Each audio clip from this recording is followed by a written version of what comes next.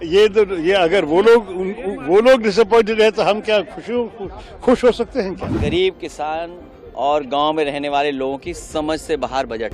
कल कहेंगे भैया, लेकिन सर अभी पार्लियामेंट को यूज करेंगे।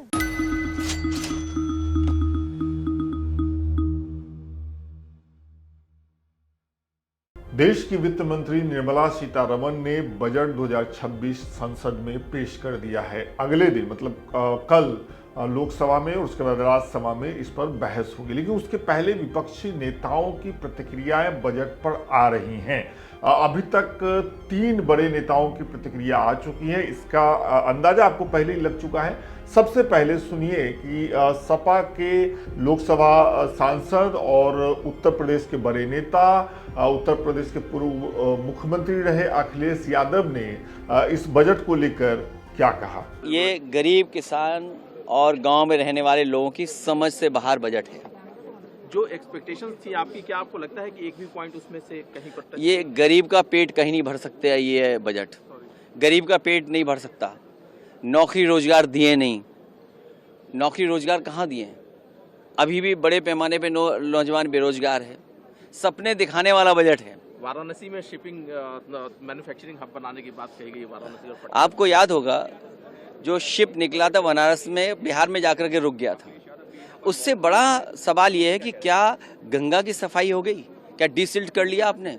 और फिर केवल गंगा का नहीं, वाराणसी में ये बताइए आप कि जो हमारा बहुत पुराना धार्मिक स्थान, पुराने से भी पुराना धार्मिक, उसका हाल क्या कर दिया है बीजेपी ने? अखिलेश यादव अखिलेश जी, टैरिफ वॉर के बाद पहला बजट था। टैरिफ जिस प्रकार से लगा था, क्या कहेंगे अखिलेश सर? टैरिफ के बाद पहला बजट। देखिए, शेयर की बातें हम कम समझ पाते हैं, लेकिन बीजेपी 5% लोगों के लिए बजट बनाती है और शेयर का मसला उन्हीं 5% लोगों के साथ जुड़ा हुआ है। तो अगर वो निराश हैं और किसान की समझ से बाहर है, सोचिए किसान अपनी पैदावार के लिए क्या दे। मैं जिस कॉन्स्टिट्यूंसी से आता हूं, आलू के लिए क्या किया सरकार ने? आलू के किसानों की पैदावार को बढ़ा करके, या पैदावार आ गई, आलू के लिए क्या कर रही सरकार? क्या उनको सही रेट पे खरीदेगी? क्या आय दोगुनी हो गई? अभी धान की फसल, क्या धान की कीमत दे पाई है? सरसों की फसल तैयार है, क्या सरसों की तैयारी कर ली इन्होंने?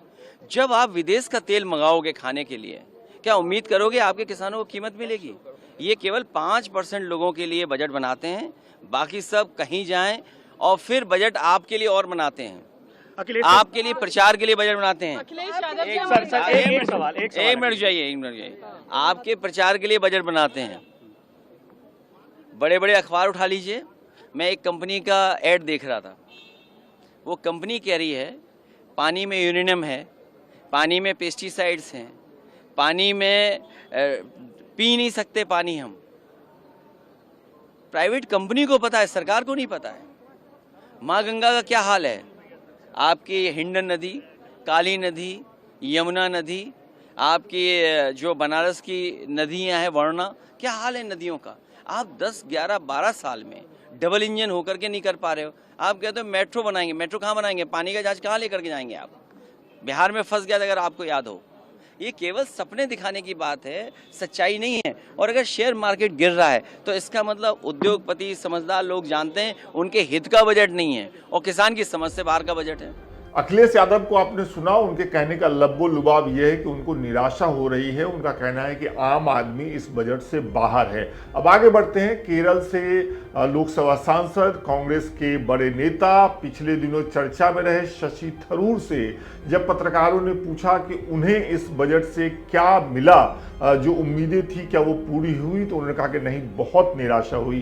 क्या कह रहे हैं, सुन लीजिए। क्या कहूँ, ये अगर वो लोग डिसअपॉइंटेड है तो हम क्या खुश हो सकते हैं क्या बताऊं यार। डिटेल्स तो बहुत कम मिले ना जी। जैसे कि 3-4 हेडलाइंस है, लेकिन जब हम इंतजार कर रहे थे कि all India institute of Ayurveda कहाँ आएगी, हमारे केरला में चाहिए हमें।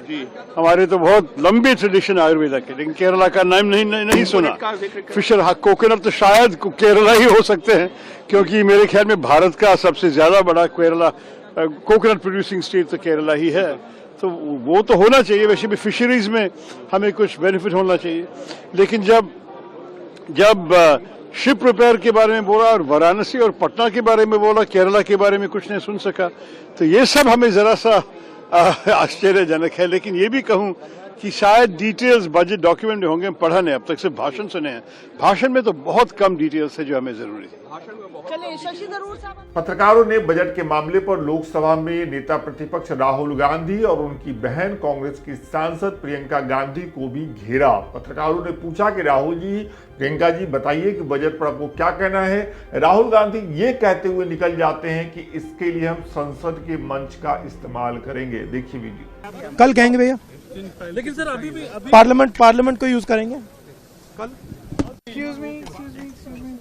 चुनावी स्टेट्स का भी जिक्र किया गया बजट पर। ये तो हुई विपक्षी नेताओं की प्रतिक्रियाएं। अब आपको सुनाते हैं सामाजिक कार्यकर्ता योगेंद्र यादव, जो कि खुद चुनाव भी लड़ चुके हैं। पिछले दिनों उनका कांग्रेस के साथ भी एक जुड़ाव सामने आ चुका है।